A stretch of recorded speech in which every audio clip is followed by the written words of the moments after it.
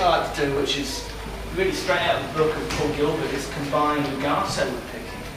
I've got a couple of those on there, and the first two examples, I wonder if anyone can notice anything between those first two examples. There's a big relationship between those two. They're the same notes, but there's something a little bit more in there.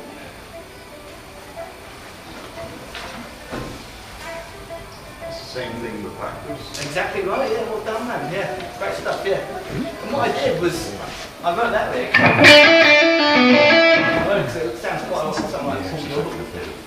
And I saw a video, Paul talking about how sometimes he'll actually transcribe it backwards and have, you know, double the licks for your money. That's the first one.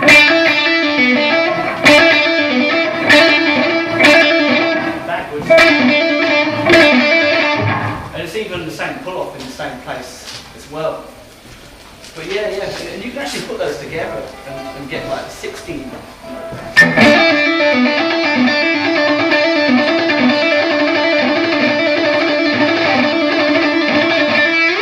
Love the sound of that. It's Paul Gilbert once said, only picking is like only using consonants in your vocabulary. And you know, you should use a few vowels as well to say something. So the next example, example 3, that really is even more Paul Gilbert.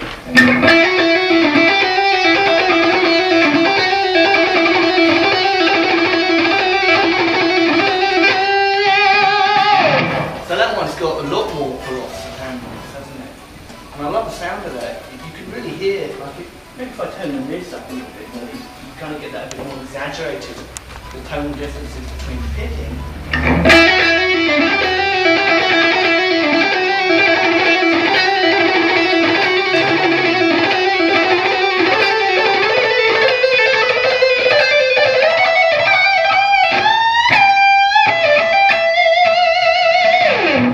Basically that same pattern, I just moved it around and I ended on like a bluesy kind of phrase, because I'm pretty much a blues rock guy at heart.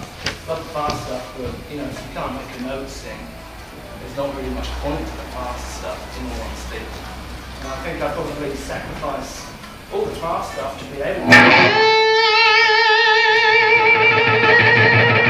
to really give it the beans on one note. That's so much more important.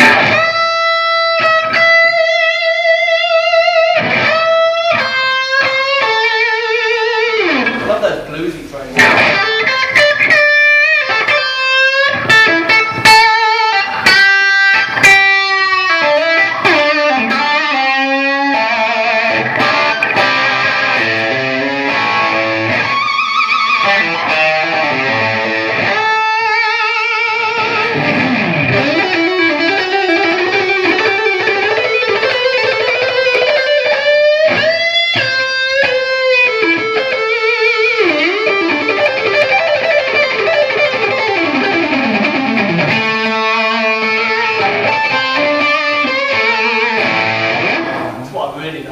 Combining those two things, you know, really grabbing onto a string, getting up there, you know, holding it for a little while, do a little pose or something, and then playing some fast tunes.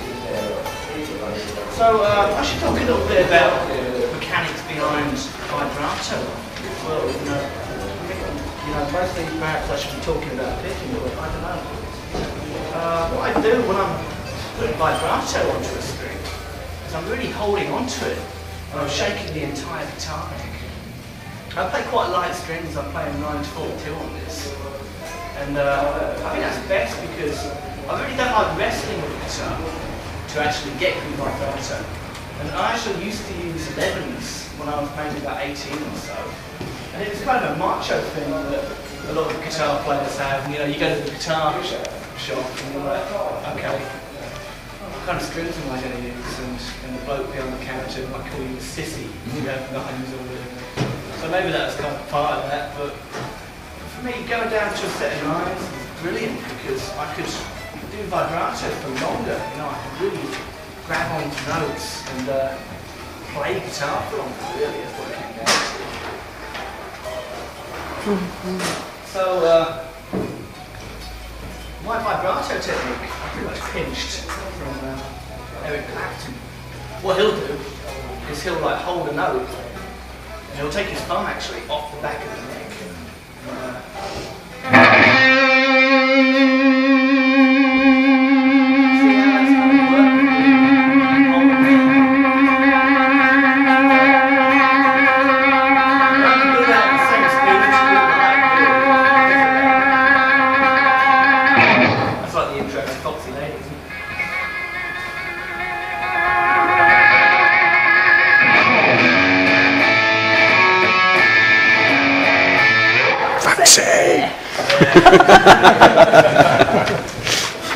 You're living in the dream, mate. You know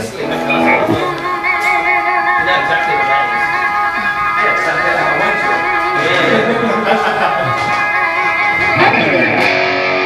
Yeah, but that's important, I think.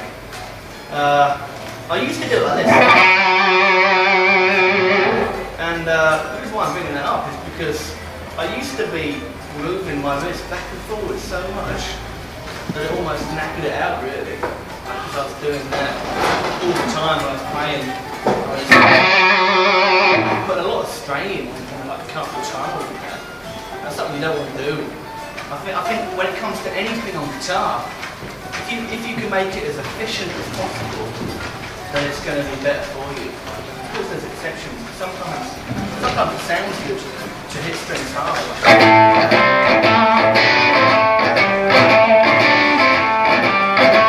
There's no efficient movements going on there. I'm whacking it one.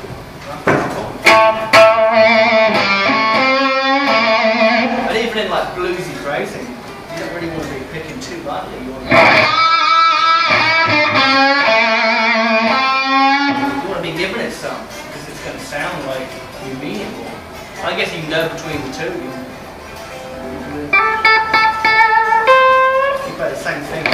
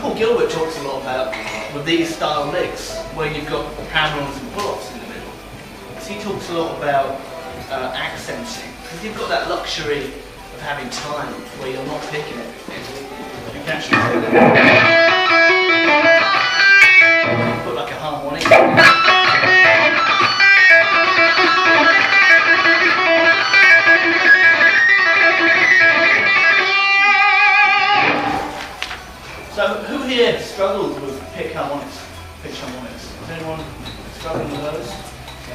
Yeah, yeah. How are you doing? How do you try? Do you kind of hold your pick any differently? No, I'm sort of just saying that to try and just emulate them. Yeah. Basically, yeah. What I do is I kind of dig in just a little bit harder.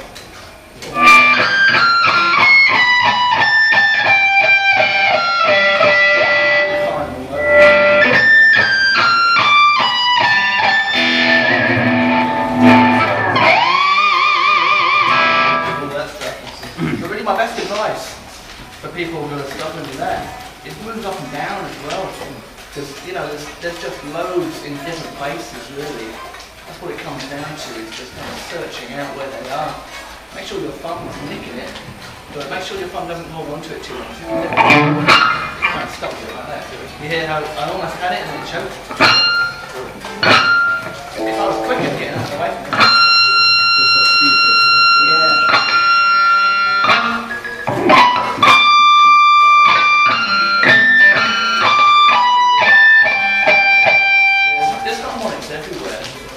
That brings me on to another neat trick I do sometimes called auto-flanging.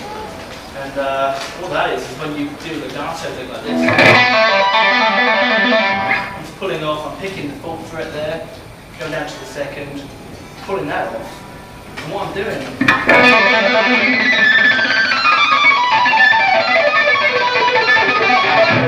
crazy sound, isn't it? But all I'm doing there is I'm just using the digit just to get those harmonics because they're everywhere.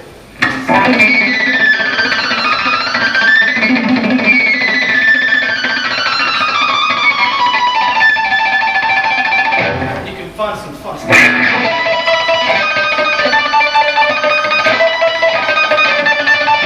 Quite, you know, Super Mario.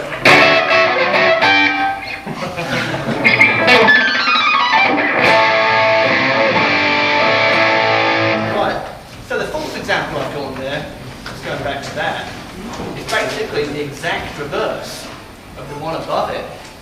And this is me almost being a little bit lazy perhaps, and just using my own vocabulary again in a different way to sound a little bit different. That's what I've done before. But this other one,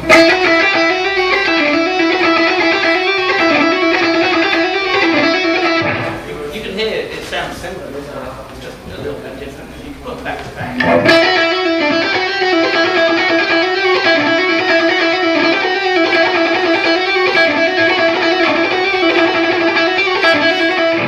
Yeah, I like that one. Best advice for practicing these is just do it so slowly. That's the way to get fast. You just got to be super slow when you're playing. Like what I do is I'll put on Lord of the Rings. And I'll turn the volume off. I'll sit with my amp plugged in, and I'll just kind of go out like a zombie. So that.